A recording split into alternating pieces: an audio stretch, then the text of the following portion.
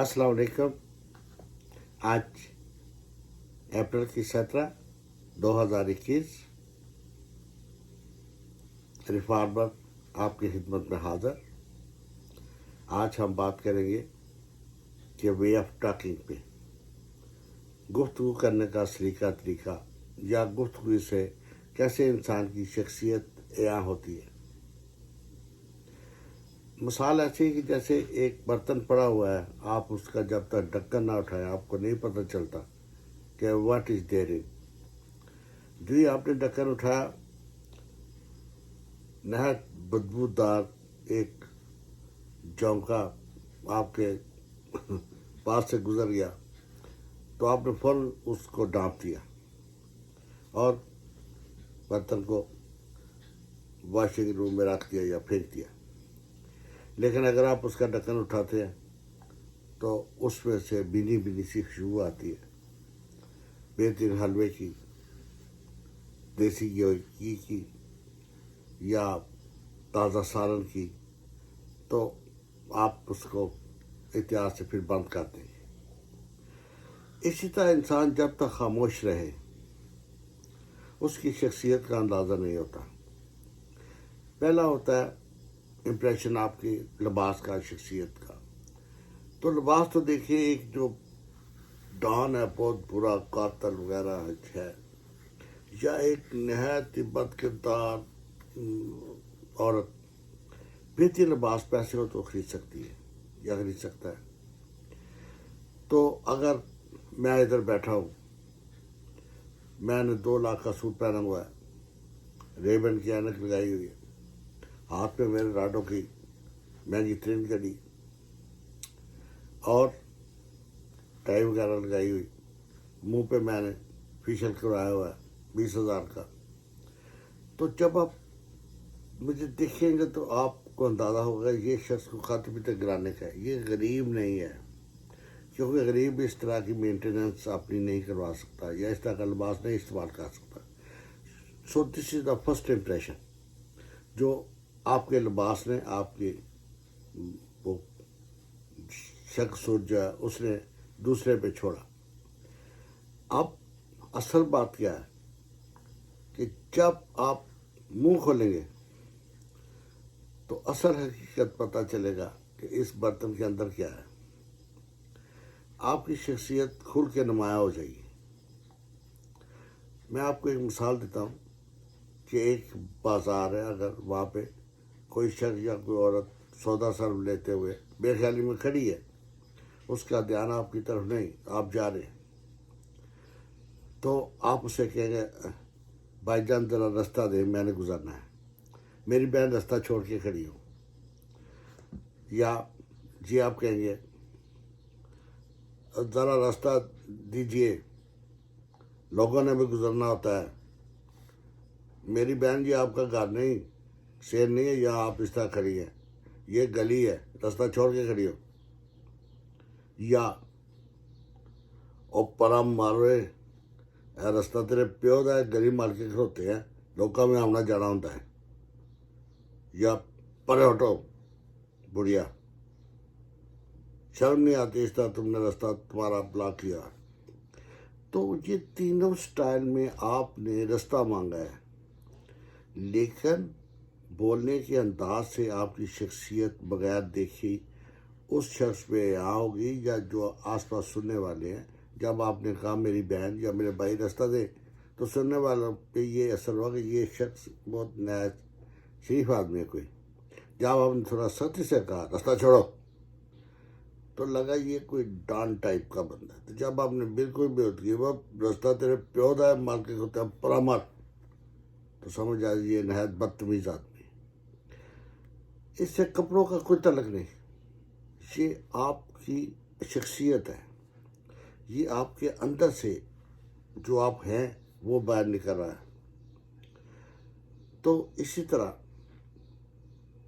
मैंने देखा कि हमारे प्राइम मिनिस्टर साहब इमरान खान साहब, उन्होंने चंद हफ्तों से ये शुरू किया है कि आवाम के साथ सामने बैठ के टीवी पे लाइव वो बातचीत करें, उनके मसाइल हल करें, शिकायत सुने। तो عام عوام کو جہاں پہ یہ موقع ملا اس میں بڑے بڑے جو ہے دوسری جماعتوں کے لیڈران یا بڑی شخصیات انہوں نے بھی ٹیلی فون کرنا شروع کیا. یہ بہت اچھی بات ہے. ٹھیک ہے, اس سے کئی ملکی لیول کے مسائل حل ہوتے ہیں. اگر ایک عام آدمی یہ کہتا ہے کہ مہنگائی بڑی ہوگی, اس کا تعلق مہنگائی تک ہے, لیکن اگر ایک کوئی بڑی شخصیت سیاسی ہے تو وہ ملک کی ڈسکس کرے گی کہ جی یہ جو آپ نے کیا ہے فلاں فلاں رول بنایا یہ غلط ہے. تو یہ بہت اچھا طریقہ ہے کنورسیشن کا اور to solve the problems day to day. تو اس میں جناب نواز شریف صاحب نے بھی عمران خان صاحب سے ٹیلی فون پہ بات کی. میں نے وہ پوری بات سنی. بہت ان کو رنج غم سب کچھ ہو سکتا ہے. عمران خان صاحب سے انہیں دشمنی کی حد تک ہو سکتا ہے جلن ہو, لیکن انہوں نے نہایت اچھی زبان میں, اچھے لہجے میں, دھیمے لہجے میں عمران خان صاحب سے بات کی. کیوں؟ نواز شریف صاحب سابقہ پرائم منسٹر ہیں اور اس بات کو جانتے ہیں کہ پرائم منسٹر کی حیثیت کیا ہوتی ہے.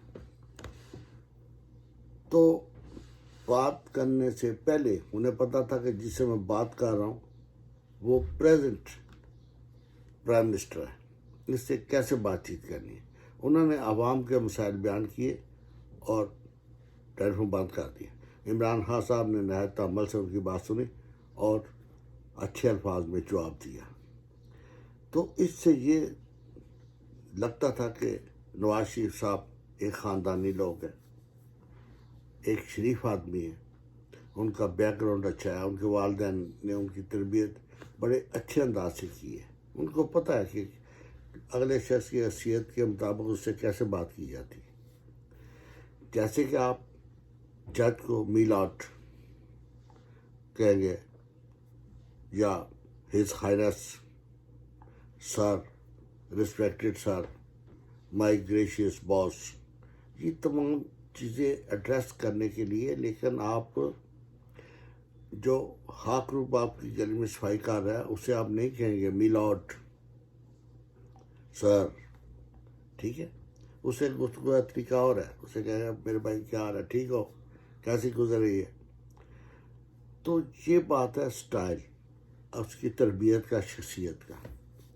لیکن مجھے یہ پوری گفتگو میں نے سنی جو مریم نواز ہے, مریم صفدر نے پرائم منسٹر صاحب سے کی, تو وہ بالکل یہ ایسے لگتا تھا کہ وہ کسی پرائم منسٹر سے نہیں بات کر رہی بلکہ کسی ریڈیو والے کو ایڈریس کر رہی. ان کو پتہ ہی نہیں کہ اللہ جس کو عزت دیتا ہے اس کی عزت کرنی چاہیے. اللہ پاک کہتا ہے وَتُعِزُّ مَن تَشَاءُ وَتُذِلُّ مَن تَشَاءُ, جس کو میں عزت دوں اسے تم ذلیل کرنے والے کون ہو, کیسے کر سکتے ہو. تو مریم صاحبہ نے کہا کہ خان تم باہر نکلو, لوگ جوتے لیے ہاتھ میں تمہارا ریسیپشن کرنے کے لیے تیار کھڑے ہیں. اور اپنی طرف ان کا پھر دھیان گیا. انہوں نے کہا اس میں اونچی ایڑی والی سینڈر والی بھی ہیں, ذرا تم پروٹوکول کے بغیر نکل کے دیکھو.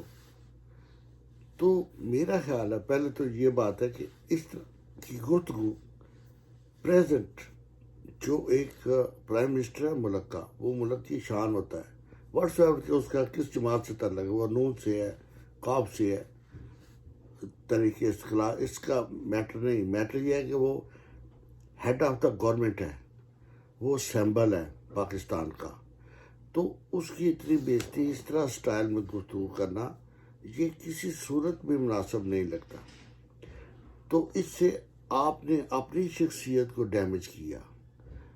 خان صاحب کی شخصیت ڈیمیج نہیں ہوئی کیونکہ باہر نہ تو لوگ جوتے لیے کھڑے ہیں, نہ ہی عمران خان صاحب کو کوئی ایڑی والی سینڈر والی کھڑی ہے, بلکہ ان کے پیچھے تو لڑکیاں جان دیتی ہیں. یہ تو ایسی سحر سی ایک شخصیت رکھ کے مالک ہے کہ انٹرنیشنل لیول پہ ان کو کسی ضرورت نہیں ہے, تو تعارف کی یہ محتاج نہیں ہے. تو یہ جو بات ہے اس سے مریم साहिबा ने अपनी शख्सियत डैमेज की है।